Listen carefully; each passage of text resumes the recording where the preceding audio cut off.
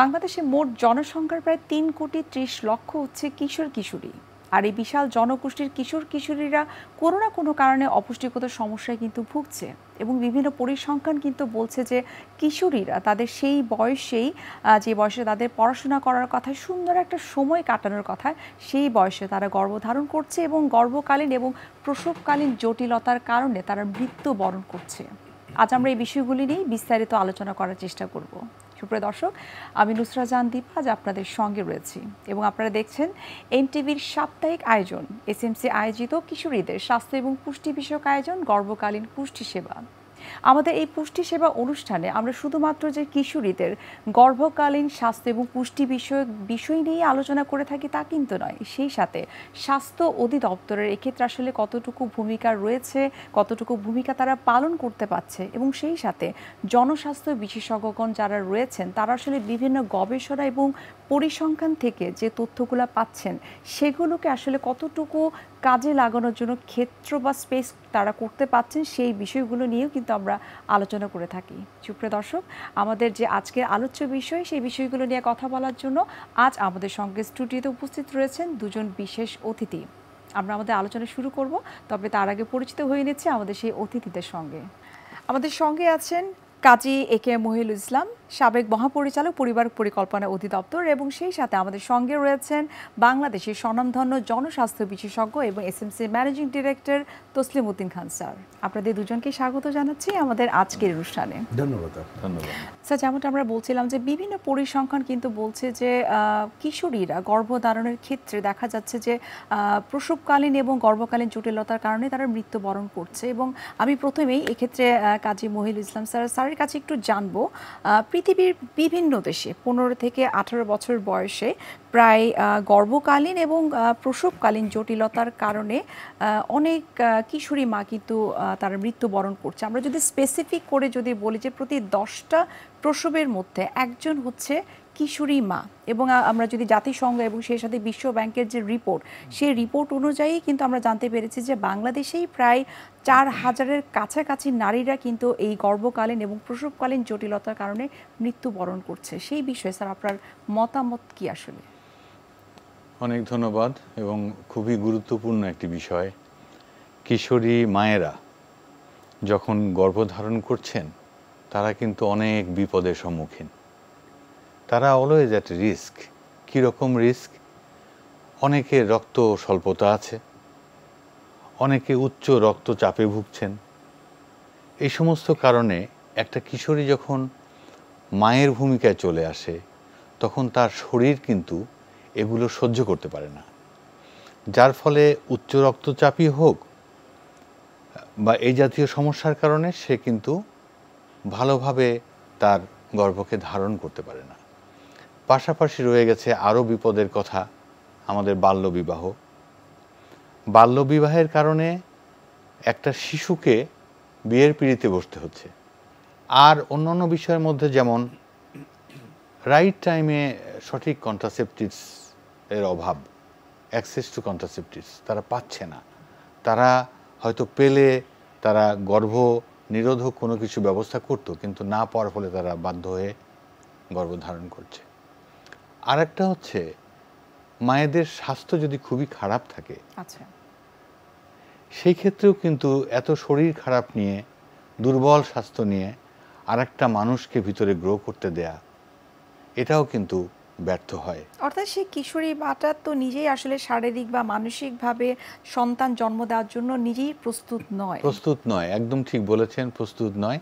এবং আমরা চাই যে এমন বয়সে, সঠিক বয়সে যেন আমাদের সন্তানদেরকে, আমাদের বাংলাদেশের কিশোর কিশোরী, তাদের যেন এমনভাবে বিয়ে হয় যেন আমরা তাদের জন্য কোনো বিপদ ডেকে না আনি। আচ্ছা স্যার, যেহেতু আপনি বাল্য বিবাহের কথা বলছিলেন যে বাল্য বিবাহটাকে যদি রোধ করা যায় তাহলে এই যে কম বয়সে বা কিশোর বয়সে যে গর্ভধারণ সেটিকে রোধ করা সম্ভব। এরই প্রসঙ্গে আমি তসলিম উদ্দিন খান স্যার আপনার কাছে একটু জানতে চাই যে বাংলাদেশে কিশোরী বয়সে গর্ভধারণের হার প্রায় 28%, যেটি আসলে দক্ষিণ পূর্ব এশিয়ার তুলনায় অনেক অনেক বেশি, এবং ধারণা করা হচ্ছে যে বাল্য বিবাহের কারণেই কিন্তু এই গর্ভধারণটা বেশি হচ্ছে, যেটি স্যারও একইভাবে মতামতটা প্রকাশ করলেন, তার নিজের মতামত। আপনার কাছে একটু জানতে চাই যে এই বিষয়ে আপনার মতামত কি এবং কিভাবে এই বাল্য বিবাহটাকে রোধ করা যায় এবং এই গর্ভধারণটাকে আসলে বন্ধ করা যায়। দেখেন, এটা প্রথম থেকে শুরু করতে হবে। কোত্থেকে শুরু করতে হবে সেটা হলো যে বাংলাদেশে 2 জন কিশোরীর মধ্যে একজন কিশোরীর বিয়ে হয়ে যায় 18 বছরের আগে। বাংলাদেশে কিন্তু আইন আছে 18 বছরের আগে যদি বিয়ে হয় সেটা আইনত দণ্ডনীয় অপরাধ। কিন্তু এই অপরাধটা করে চলছে আমাদের সমাজে হচ্ছে। আমাদের প্রশাসন মাঝে মাঝে দেখবেন যে কোনো একটা বাল্য বিয়ের ক্ষেত্রে গিয়ে উপস্থিত হয়, হাজির হয়, গিয়ে তাদেরকে বিভিন্ন জেল জরিমানা ইত্যাদি ইত্যাদি করে। কিন্তু এই অবস্থাও এটা পরিবর্তন হচ্ছে না। বাল্য বিয়ের আমরা অনেক সূচকই মোরাললেস ভালোই অগ্রগতি করেছি, কিন্তু বাল্য বিয়ে ক্ষেত্রে যতটুকু অগ্রগতি করেছি সেটা মোটেই আমাদের কাঙ্ক্ষিত লক্ষ্য না যে 2টা মেয়ের মধ্যে অ্যাডোলেসেন্ট মেয়ের মধ্যে একটা বিয়ে হয়ে যাবে। তো এই যে একটার বিয়ে হয়ে যাচ্ছে, একটা আপনি পরিসংখ্যানে বলেছেন বিরাট একটা অংশ তারা কিশোর কিশোরী, তো ওর অর্ধেকটা কিশোর অর্ধেকটা কিশোরী প্রায়। তো সেই কিশোরীদের যদি বাল্যবিয়ে হয়ে যায় এবং তার মধ্যে একটা বড় অংশ প্রেগনেন্ট হয়, এটা তো স্বাভাবিক। তারা ফ্যামিলি লাইফে গিয়েছে, যখনই ফ্যামিলি লাইফে যায় বাংলাদেশের কালচারে ওর বয়স কত সেটা না দেখে বরং যে কাজটি করে সেটা হলো তার যে রিপ্রোডাক্টিভ ক্যাপাসিটি আছে এটা প্রুভ করার জন্য যত তাড়াতাড়ি পারে ফ্যামিলি ইনলজদের সাথে বিশেষ করে একটা প্রেশার থাকে, সে প্রেগনেন্ট হয়। এবং এই প্রেগনেন্সি কিন্তু সেইটা আর একটা ডিজাস্টার ওই কিশোরীর জন্য। কেন? 20 বছরের আগে স্টাডিতে দেখা গেছে, বিভিন্ন গবেষণায় দেখা গেছে 20 বছরের আগে যদি একটা মা প্রেগনেন্ট হয় তার মধ্যে যেমন আপনার ম্যাটারনাল মর্টালিটির সম্ভাবনা বেশি থাকবে, তার বাচ্চারও মর্টালিটির হার বেশি থাকবে, অর্থাৎ শিশু মৃত্যুর হারও বাড়বে, মাতৃমৃত্যুর হারও বাড়বে। তো এই কারণে আমরা এটাকে প্রোটেক্ট করতে চাই। আমরা বলি 20 বছরের আগে কোনোভাবেই সন্তান জন্মদান করতে পারবে না, সন্তান নিতে পারবে না একজন কিশোরী মা, কেননা তার she is not prepared mentally or physically for her pregnancy. গবেষণায় দেখা গেছে যারা আয়রন ডেফিসিয়েন্সি অ্যানিমিয়া আছে, যারা অ্যানিমিক, তাদের মধ্যে পোস্টপার্টাম হ্যামারেজ বেশি হয়। সেটা কি? যদি প্রেগনেন্ট মার সন্তান প্রসব করার ক্ষেত্রে 2টো কারণে বেশি মাতৃমৃত্যু হয়। একটা হলো পোস্টপার্টাম হ্যামারেজ অর্থাৎ অধিক রক্তক্ষরণ, আরেকটা হলো আপনার অ্যাক্লামশিয়া যেটা খিঁচুনি যেটাকে বলে। তো এই 2টা কারণেই কিন্তু মাতৃমৃত্যুর অর্ধেকের বেশি মাতৃমৃত্যু হয় এই কারণে। সেই কারণটাও কিন্তু বেশি হয় যদি মা অ্যানিমিক হয়। স্যার, আমরা এই বিষয়ে আরও বিস্তারিত জানবো আপনার কাছ থেকে। আপনি যেমনটি বলছিলেন যে রক্ত স্বল্পতা অনেক বেশি, স্যার আপনার কাছে জানতে চাচ্ছিলাম যে যেমনটি স্যার বলছিলেন যে কিশোরী বয়সে তাদের রক্ত স্বল্পতায় ভোগার সম্ভাবনাটা অনেক বেশি থাকে। আমরা সবাই জানি যে পুষ্টির সাথে সুস্বাস্থ্যের একটা সুন্দর সম্পর্ক রয়েছে। ঠিক অপরদিকে আমরা জানি যে অপুষ্টি মানেই হচ্ছে মাতৃমৃত্যু। আন্তর্জাতিক স্বাস্থ্য সাময়িকী ল্যান্সেটের একটা গবেষণা কিন্তু বলছে যে বাংলাদেশ সহ উন্নয়নশীল দেশসমূহে প্রায় 40% পর্যন্ত কিশোরীরা রক্ত স্বল্পতায় ভুগছে। এই বিষয়ে আপনার মতামত কি এবং কিভাবে এটিকে আসলে প্রতিরোধ করা যেতে পারে? অনেক ধন্যবাদ। এটা আর একটা গুরুত্বপূর্ণ অংশ। আমাদের কিশোরীরা রক্ত স্বল্পতায় ভুগছে, এটাই সত্য। ওয়ার্ল্ড ব্যাংক বা ওয়ার্ল্ড হেলথ অর্গানাইজেশনের যে সমস্ত ইনফরমেশন আছে সব একই, যে কিশোরীদের আয়রন ডিফিসিয়েন্সি অথবা রক্ত স্বল্পতায় তারা নিয়মিতই ভুগছে। এখন বিষয়টা হলো যে সমস্যাটা তো আমরা জানি, কিন্তু এর সমাধান কোথায়? আমাদেরকে কিন্তু তাদেরকে এডুকেট করতে হবে, তাদেরকে বুঝাতে হবে যে এই সমস্ত রক্ত স্বল্পতা থেকে মুক্তি পেতে হলে আমাদের আশেপাশেই কিন্তু অ্যাফোর্ডেবল কেনা যায় এরকম মানে শাক সবজি, সবুজ শাক সবজি আছে, পালং শাক আছে, ডালের মধ্যে মটর ডাল আছে। আমি যেগুলোর নাম বললাম দেখেন সব কিন্তু বাঁধাকপি আছে, এসব কিন্তু অ্যাভেলেবল, একেবারে হাতের কাছে আছে এবং কোনো দামি কোনোখান থেকে এগুলো কিনতে হয় না। শুধুমাত্র তথ্যের অভাবে এই জিনিসগুলো হয়তো বা নিয়মিত খায় না। আপনি জেনে অবাক হবেন যে আমাদের কিশোরীদের মাত্র 24% কিশোরী তারা পরিমিতভাবে ভিটামিন এটা খায়, বা এ যেখানে আছে যে সোর্সগুলোতে আছে সেগুলো খায়। তাহলে বাকি 76%-এর কী খবর? তারা কি করছে? তারা কিন্তু ভিটামিন এ পাচ্ছে না বা খাচ্ছে না, এবং এটাই কিন্তু সাবসিকুয়েন্ট অনেকগুলো সমস্যার সৃষ্টি করবে। ভিটামিন এ না থাকলে, তার অভাব হলে তার রাতকানা হবে, তা অনেক ধরনের ভয়াবহতা আছে। এই অভাব কি করে আমরা পূরণ করতে পারি? শিশু বয়সেও যদি আমরা দেখি, আমি একটা ল্যান্সেটেরই তথ্য পড়লাম, দেখেন আন্ডার 5-এ 5 বছরের কম বয়সী বাচ্চাদেরও তাদেরও আয়রন ডিফিসিয়েন্সি আছে, সেটা কমপক্ষে 13%। ভিটামিন ডি ডিফিসিয়েন্সি আছে, সেটা 26%, এবং ভিটামিন এ 52%। এটা কিন্তু আন্ডার 5-এর অবস্থা। তাহলে এই অভাব নিয়ে যে বাচ্চাটা বড় হচ্ছে, তাহলে তো সে অভাবগ্রস্ত হয়েই বড় হচ্ছে, এবং তার মধ্যে এই ভিটামিনের অভাবজনিত নানান রকম সমস্যা থাকবে। তাহলে কি হবে? ভিটামিনের অভাব মানে তার মানে বৃদ্ধিটা হচ্ছে না, তার বয়স অনুযায়ী উচ্চতাটা হচ্ছে না, এবং বয়স অনুযায়ী উচ্চতা বা স্টান্টিং, এটা একটা বড় সমস্যা। যে মানুষের যদি ওজন আজকে কম থাকে, পরে বাড়তে পারে, রিভার্স করা যায়, কিন্তু খর্বাকৃতি যেটা, আচ্ছা, সেটা কিন্তু রিভার্স হয় না। খর্ব মানে খর্ব, তার কিন্তু আকারে সে ছোটই থেকে যাবে, বাড়বে না। এবং এটার সঙ্গে কিন্তু তার মনোযোগ, তার স্মরণশক্তি, তার কর্মস্পৃহা, খেলার ইচ্ছা, এই সব কিছু কিন্তু কমে যাবে, নেমে যাবে। সুতরাং আমাদের দায়িত্ব হচ্ছে যে এই ভিটামিনের যে ডিফিসিয়েন্সি, এটার ভয়াবহতাগুলো, সমস্যাগুলো ভালো করে অভিভাবকদের মাঝে পৌঁছে দেওয়া। আচ্ছা, হেলথ কেয়ার প্রোভাইডার যারা রয়েছে, তারা আসলে কিভাবে মেসেজটুকু পৌঁছে দিতে পারে সবার কাছে? জি, এটাই সবচাইতে কঠিন অংশ। আপনি যেটা বললেন যে এই কাজটা খুব সিনসিয়ারলি করতে হবে। যেমন ধরেন, আমাদের বাংলাদেশে 64 জেলা বা আমাদের যত উপজেলা আছে, ইউনিয়ন আছে, প্রত্যেক ইউনিয়নে কিন্তু, যেমন পরিবার পরিকল্পনা অধিদপ্তর, তাদের কিন্তু ইউনিয়ন ফ্যামিলি ওয়েলফেয়ার সেন্টার আছে। It is more than 3300। এটার সঙ্গে আরও ম্যাটারনাল চাইল্ড হেলথের অনেকগুলো প্রতিষ্ঠান আছে। আমাদের স্বাস্থ্য বিভাগের আওতায় জেলা পর্যায়ে, উপজেলা পর্যায়ে, ইউনিয়ন পর্যায়ে আমাদের স্বাস্থ্যসেবা কেন্দ্র আছে, এবং সেখানে কিন্তু লোকজন কাজ করছে, এবং তারা কিন্তু ট্রেন্ড, তারা এই বিষয়ে জানে। এখন এই সমস্ত সেবা কেন্দ্রে যেতে হবে। আমাদের মধ্যে মানে সেবা বা সার্ভিস সিকিং টেন্ডেন্সি, আমরা সেবা যেন আমরা চাইতে পারি, যেন অভ্যস্ত হতে পারি, এইটা আমাদেরকে অভ্যস্ত হতে হবে। কারণ আমাদের সেবা কেন্দ্রে গেলেই কিন্তু, স্বাস্থ্যকেন্দ্রে গেলেই কিন্তু এই বিষয়গুলো, এই ভিটামিনের ডিফিসিয়েন্সি আছে কিনা তারা পরীক্ষাও করতে পারবে, এবং তারা গাইডও করতে পারবে। এবং আরেকটা বিষয় আছে যে অ্যাডোলেসেন্ট ফ্রেন্ডলি হেলথ কর্নার বলে, এটা কৈশোর বান্ধব কেন্দ্র আছে।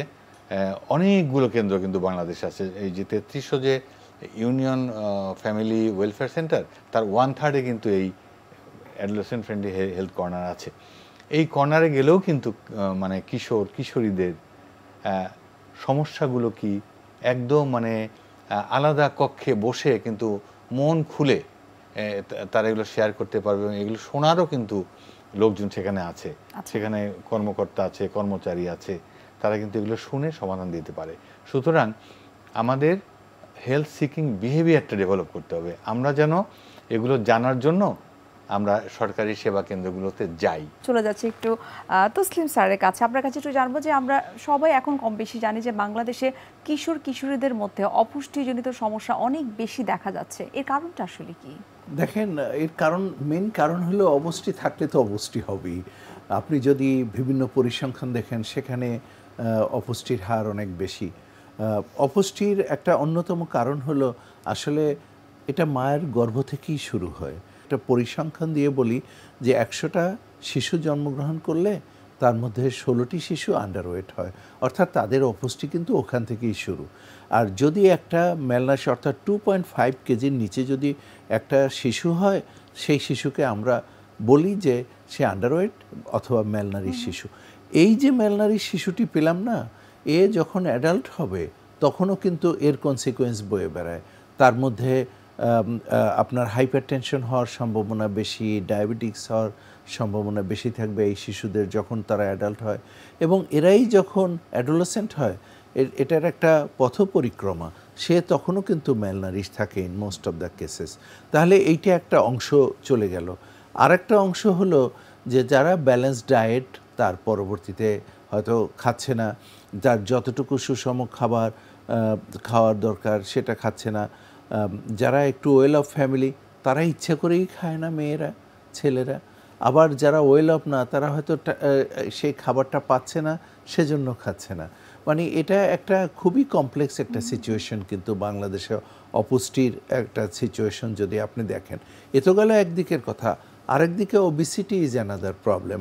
ওটাকেও কিন্তু আমরা এই অপুষ্টির সাথে এটা পুষ্টি জনিত সমস্যা আমরা মনে করি যারা পাবলিক হেলথে আমরা কাজ করি।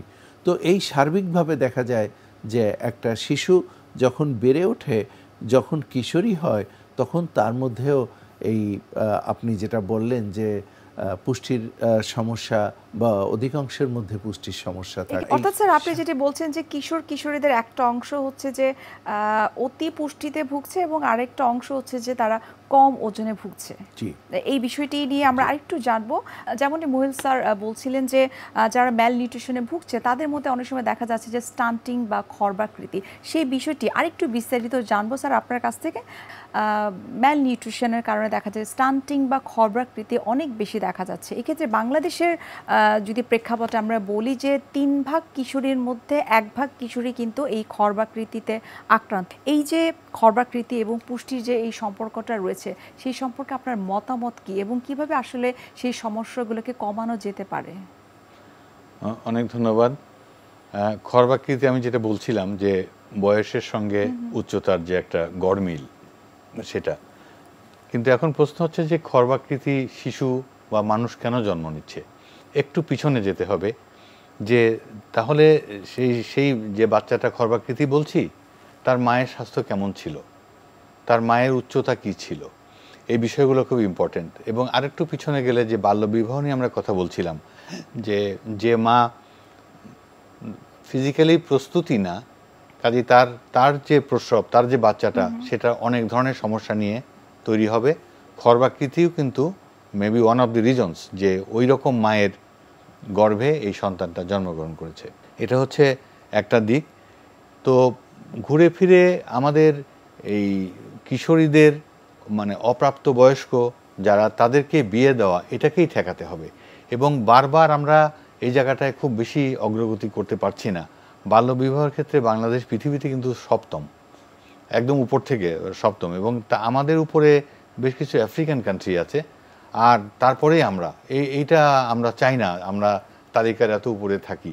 যে করে হোক আমাদের বাল্যবিবাহ থামাতে হবে, কারণ এটা হচ্ছে মানে মাদার অফ অল ডিজিজের মতো আর কি। এক্ষেত্রে আসলে ভবিষ্যতে আপনাদের কি ধরনের আসলে পলিসি মেকিং এর কোনো পরিকল্পনা আসলে আছে কিনা বা কোনো আইন প্রয়োগ আপনারা করতে চান কিনা? দেখেন, বাল্য বিবাহ নিরোধ আইন কিন্তু আছে এবং এটা প্রয়োগ করা হচ্ছে। আমরা চাই এটা আরো বেশি মাত্রায় প্রয়োগ করা হোক। এবং এটা জেলা পর্যায়ে, উপজেলা পর্যায়ে বা ইউনিয়ন পর্যায়ে নানান কমিটি আছে। এই কমিটিগুলো কিন্তু ওভারসি করে, দেখে যে কোথাও কোনো এরকম বাল্য বিবাহ হচ্ছে কিনা। সো এই সমস্ত খবর এই কমিটিগুলোকে খবর দেয়া, যার বাড়িতে বা যার প্রতিবেশীর মেয়েকে বাল্য বিবাহ দেওয়া হচ্ছে বা ছেলেকে দেওয়া হচ্ছে, তাদের উচিত হবে এই খবরগুলো খুব কুইকলি কমিউনিকেট করা। এই সমস্ত কমিটি যারা হোল্ড করেন, দায়িত্ব পালন করেন, তাহলে দেখা যাবে যে অর্থাৎ সম্মিলিতভাবে আসলে কাজ করতে হবে। জি জি। এই প্রসঙ্গে আমি একটু স্যারের কাছে একটু জানতে চাই, যেমনটি প্রথমেই বলছিলাম যে বাংলাদেশে মোট জনসংখ্যার প্রায় 3,30,00,000 হচ্ছে কিশোর কিশোরী। আমরা যদি পার্সেন্টেজ বলি যে 22% হচ্ছে কিশোর কিশোরীরা। তো তাদের আসলে ব্যক্তিগত পরিষ্কার পরিচ্ছন্নতা এবং স্বাস্থ্য সুরক্ষা এবং সেই সাথে কিশোরীদের মাসিক ব্যবস্থাপনাটাকে উন্নয়ন করার জন্য এসএমসির ভূমিকাটা আসলে কি, সেই সম্পর্কে যদি একটু বলতেন আমাদের দর্শকদের উদ্দেশ্যে। দেখেন, আজকের যে কিশোর কিশোরী, আপনি কিন্তু দুজনের কথাই বলেছেন, এরাই তো সমাজকে নেতৃত্ব দিবে। সমাজে অত্যন্ত পোটেনশিয়াল একটা গ্রুপ, এবং তাদের স্বাস্থ্য ভালো থাকুক, তারা ভালোভাবে বেড়ে উঠুক, এটা এসএমসির মিশনের সাথেও অঙ্গাঙ্গিভাবে জড়িত। আমরা বাংলাদেশের স্বাস্থ্য ব্যবস্থা উন্নয়ন করতে চাই। তো এখন কিশোর কিশোরীদের নিয়ে আমরা কি করছি? কিশোর কিশোরীদের নিয়ে আমরা কিন্তু স্কুল অ্যাডোলেসেন্ট হেলথ প্রোগ্রাম আছে, অর্থাৎ কিশোরদেরও কিন্তু কিছু সমস্যা আছে। বয়ঃসন্ধিকালে তারা একটা ট্রমার মধ্যে ভোগে, যে আমার যে পরিবর্তনগুলো এটার সম্পর্কে এডিকুয়েট নলেজ না থাকলে একটা প্রবলেম হয়। তাদের মধ্যে অনেকে ড্রাগ এডিক্টেড হয়ে পড়ে, সেইটা বলা। স্মোকিং ইজ অ্যানাদার ইস্যু, সেই ব্যাপারে কথা বলা। তো এইগুলার যে ইপটিজিং করা, সেটা থেকে কি সমাজে প্রবলেম হতে পারে, এইগুলো কিন্তু কিশোরদের নিয়ে আমরা এই সেশনগুলোর মধ্যে থাকে। কিশোরীদের মধ্যে যে সেশন থাকে সেটা হলো বাল্য বিয়ে হলে সেখানের কুফল কিভাবে তারা রোধ করতে পারে, কিশোরীদের হেলথ অ্যান্ড হাইজিন যেটা আপনি বলছেন ওইটা একটা খুবই ইম্পর্টেন্ট। বাংলাদেশে কিন্তু এখনও 40% কিশোরী তারা স্যানিটারি ন্যাপকিন ইউজ করে না, এবং এটা কিন্তু অনেক কমপ্লিকেশন হয়। তাহলে কি করতে হবে, তাদের হেলদি এনভায়রনমেন্টের মধ্যে তাদের রাখতে হবে।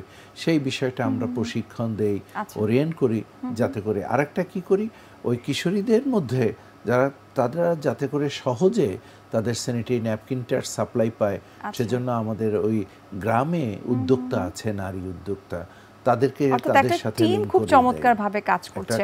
আমরা স্যার অনুষ্ঠানে একেবারে শেষ পর্যায়ে চলে এসেছি। দুজনের কাছে ছোট্ট করে জানতে চাই যে BDHS 2022 সালের একটা রিপোর্ট অনুযায়ী বলা হয়েছে যে বাংলাদেশে প্রায় 18 বছরের কম বয়সী অর্থাৎ 50% পর্যন্ত কিশোরীদের কিন্তু বিয়ে হয়ে যাচ্ছে, এবং তাদের এই যে ব্যক্তিগত পরিষ্কার পরিচ্ছন্নতা এবং মাসিকের যে ব্যবস্থাপনাটার যে উন্নয়ন করা, সেই বিষয়টা কিন্তু অবহেলিত হচ্ছে।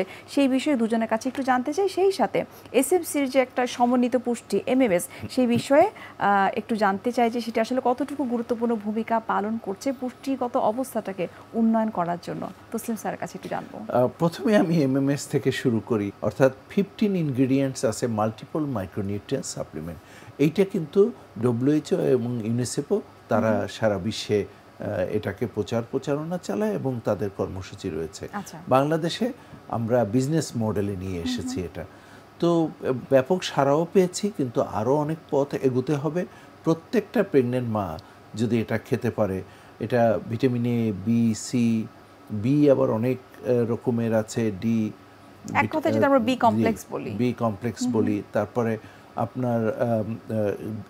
আপনার আয়োডিন, তারপরে কপার, সিলেনিয়াম, জিঙ্ক, এই সব কিছুর সংমিশ্রণে এটা করা, এবং এইটা যতটুকু দরকার সেটাই আছে। 180টি ট্যাবলেট প্রত্যেক প্রেগনেন্ট মাকে খেতে হবে তাহলে, এবং এইটার সাথে ক্যালসিয়াম খেতে হবে। কিন্তু এই বিষয়ে স্যার মুহিল স্যারের কাছে একটু জানতে চাই যে SMCর এই যে বিশাল একটা উদ্যোগ এবং বিশাল একটা সাপ্লিমেন্টের তারা লঞ্চিং করেছে এবং অলরেডি অনেক মায়েরাই কিন্তু সেটা পাচ্ছে, সেই বিষয়ে যদি আমাদেরকে একটু বলতেন। এটা একটা অসাধারণ একটা অবদান আমি বলবো SMCর। এটা একটা আশীর্বাদ, কারণ একসঙ্গে এতগুলো নিউট্রিয়েন্ট, মাইক্রোনিউট্রিয়েন্ট পাওয়া, এটা তো আগে ছিল না। আর মাইক্রোনিউট্রিয়েন্টের বিষয়টা হচ্ছে এমন যে এটা খুবই অল্প মাত্রায় লাগে, কিন্তু লাগে, এটা প্রয়োজন হবে, আর এটা ছাড়া চলবে না। তরকারিতে লবণ যেমন অল্প লাগে কিন্তু লাগে, একইভাবে এই মাইক্রোনিউট্রিয়েন্টের এটার অবশ্যই প্রচলন হওয়া উচিত, এবং এই বিষয়ে আরও প্রচার করা দরকার, যাতে এই ডিফিসিয়েন্সিগুলো আমরা পূরণ করতে পারি।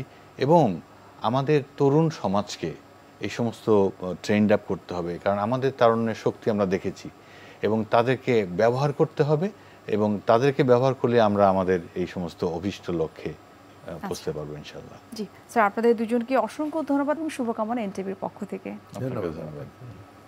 সুপ্রিয় দর্শক, এতক্ষণ আপনারা দেখছিলেন SMC আয়োজিত কিশোরীদের স্বাস্থ্য এবং পুষ্টি বিষয়ক আয়োজন গর্ভকালীন পুষ্টি সেবা। দেখা হবে আবার আপনাদের সঙ্গে। সে পর্যন্ত আপনারা সবাই ভালো থাকুন, সুস্থ থাকুন। আল্লাহ হাফিজ।